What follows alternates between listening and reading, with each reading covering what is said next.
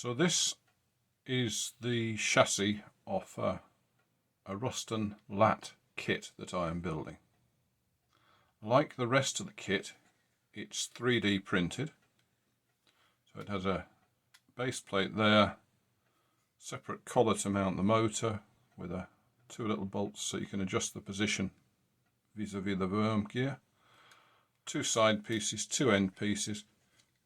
Very sensible, very clever little design. It's all held together by M2 nuts and bolts, with most of the nuts being captive, so all you need is really a screwdriver to assemble. The only thing I have done differently to how the kit says to assemble it is I've added a couple of sprockets and a length of chain here to give me a four-wheel drive. And for the purposes of testing, I've also temporarily added a couple of bits of wire here. I haven't soldered them yet, they're just twisted onto the ears there, the contacts on the motor. Now the kit manufacturer provides everything you need to make a manual version of the Loco. So there's a little battery box with just two AAA cells in. There's a double pole, double throw center off switch there, so that you can wire this to give off, reverse and forwards for your engine. And just to demonstrate the chassis actually works, I'll just connect these wires here. Right.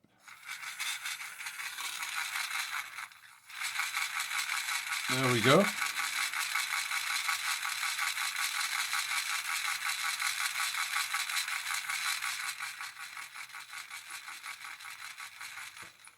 So you can see that trundles along, I think trundles is a good word to describe it actually, on the 3 volts from these two little batteries quite nicely, works quite well. But I wanted something other than just manual control, so I looked around and I decided on a Loco remote. Now this is the Loco remote. Two little circuit boards fitted together there. The clever bit is the programming. There is a website, www.locoremote.co.uk. They do several versions of these. This is the smallest one. I believe it's called a Mini B. And because in this particular instance it's going in a very small engine, I emailed the chap who sells these, Chris Rennie, and said could he solder the wires directly onto the boards. Normally they come with header pins that you can push little sort of plugs or connectors down over, but since space was limited, could he solder the wires directly on, which he did. The other versions of this deal with higher power motors, higher voltage motors, and they can also, there are versions that will work LED lights, and then there are versions that can be linked to sound cards. However, all I wanted was something dead simple, and this one is. As far as connections go, there's two wires here, blue and yellow. They go to the motor. There's two wires here which are black and red, and those will go to the battery. Now what makes this thing very clever is, you can perhaps see here, there's a little aerial built into the board. This isn't a radio control in the traditional sense, but instead the board can act as a Wi-Fi server.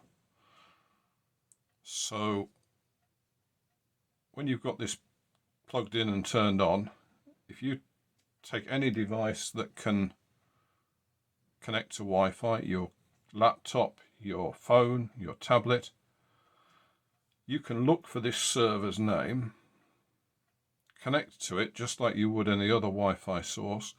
it isn't a Wi-Fi access point. It doesn't connect to the internet. So there's no security issues. There's no problems like that. You're not going to get Google on this thing.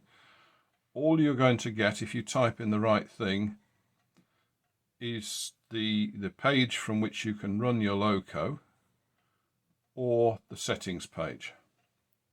But it's a very clever little idea. So there are a few other bits that will be needed to connect this in, and I'll show you what those are. So we have the chassis, we have the Loco remote. Now I need a battery, and I wanted something more high power than the two little treble A cells. So I've used a LiPo single cell 3.7 volts, so slightly higher voltage, and this size is 650 milliamp hours. Now this is pretty small. I figure this should tuck into the cab, probably behind the driver's seat, where the original battery box went.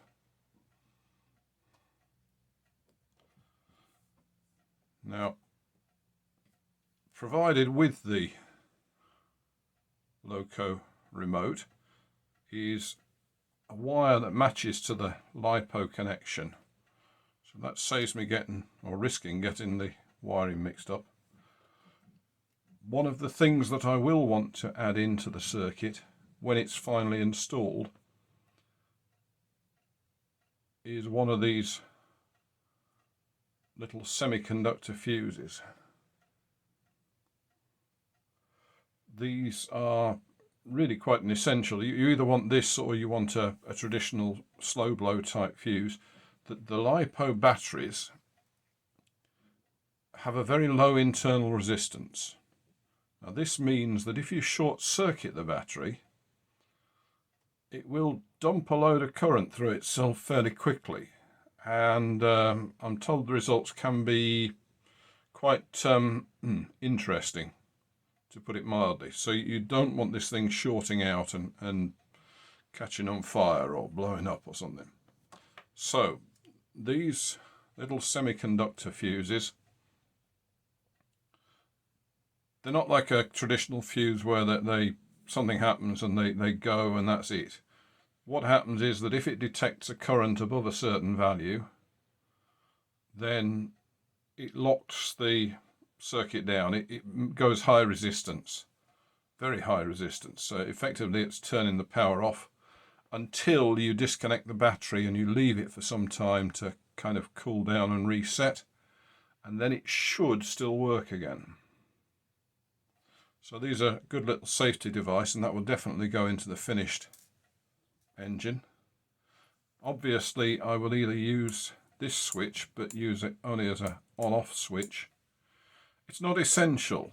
The LiPo batteries, it's recommended that you take them out of the model when they're not in use or when you're charging them.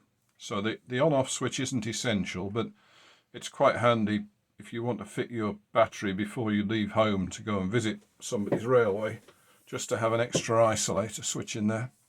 So I'll try and build that or another switch into the circuit somewhere.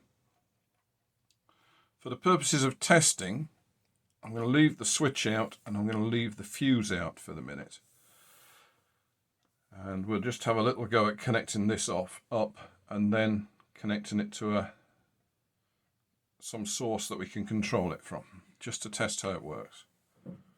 So we know these are the motor wires, and those are going to go to the blue and yellow of the Loco remote. Right, now we've got the battery. We shall plug in the LiPo. So we've got the chassis there. There's our Loco remote. There's the battery. Now we need something to control this thing with. So, right, so we've got a phone here. We're on the settings tab on the Wi-Fi. You can see loco_00D122E5, which is the factory default name for this particular device. I don't know if they've all got separate names or not. But if I connect to that, now that didn't ask me for a password there. The default password is Loco remote, although you can change that. But it's now connected. So now, if we go to the browser, now it's actually jumped in straight away there because I tested this out yesterday. But the setting there is www.locoremote.co.uk/v1, and it will come up with this page. This is what you control your engine from. At the bottom you can see that when you're using a LiPo battery, it tells you how much battery power you've got left, and you can see the speed as a percentage there. The controls you've got up here, you can choose the direction, reverse or forwards, and then you've got slower or faster, which will increment the speed by about 5% each time. And you've got first gear and second gear. Second gear gives you 100% as your top speed. First gear, it will ramp up the speed slowly to 60% and stay there until you adjust it. You've got two options to stop this little fella. You've got stop, which will bring it to a halt fairly quickly, and you've got coast to a stop, which gives you a nice slow, easy slow down. So let's try first gear on this.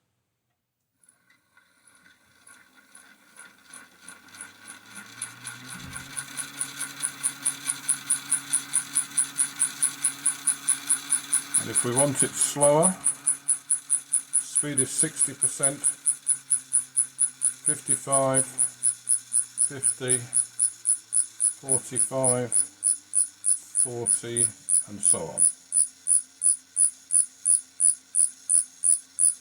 And if I hit coast to a stop,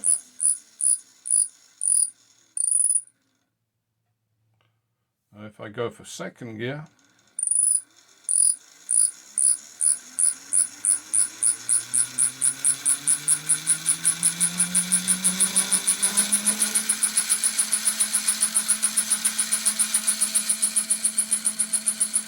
and if I hit stop, you can see it slows down. It's not immediate, but it's pretty quick. So that's what you want, really. So, and again, you can change the direction. And if we start up again,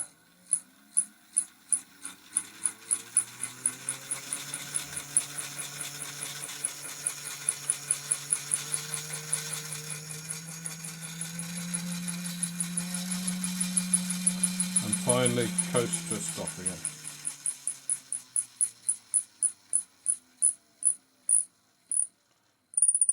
Now I've opened this page here on a mobile phone, and you can see it fits the display very easily.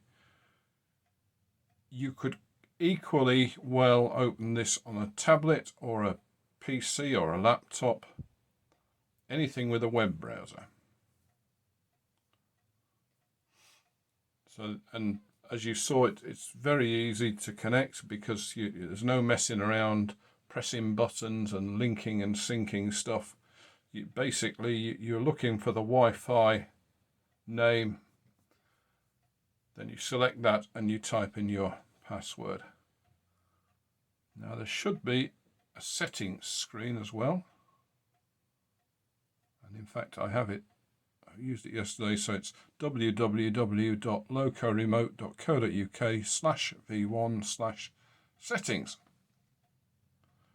And here we go. And at this point here, if you are not using LiPo batteries, then they recommend that the warning that there is a shutdown on low battery setting. And what this is for is that LiPo batteries don't like to recharge if you discharge them too far. So this will protect your batteries and save you some pocket money from wearing them right out. You can also change the Loco name and the Wi-Fi password. So that will be, instead of seeing Loco remote underscore D122E0 or whatever, I can change that when I want to say Ruston Lat, and I can change the Wi-Fi password to whatever I want to use for my password. Simple as that. Just out of interest, there are only two screens that you should see if you're hooked up to the Wi-Fi on the Loco remote here. However, if we go back to the settings on this phone, now suppose we connect to a different Wi-Fi. So we connect to my Huawei. It's authenticating, connected. Now, suppose we forget that we're not connected to the Loco remote, and we go back to the Chrome browser, and let's go back to the page where you control it from. And you now are connected to the internet, whereas with the Loco remote being your Wi-Fi server you aren't. So you've connected to the real internet, you've gone to the real Loco remote site, and it tells you straight away, oh dear, you shouldn't be here. Have you tried to connect to your Loco remote, and instead of getting the control display, you got this page? And it explains there what you've done, that you've not connected to the Loco remote, you've connected to the internet, and gives you some other useful information as well. So I think they've made it not only foolproof, but idiot-proof as well.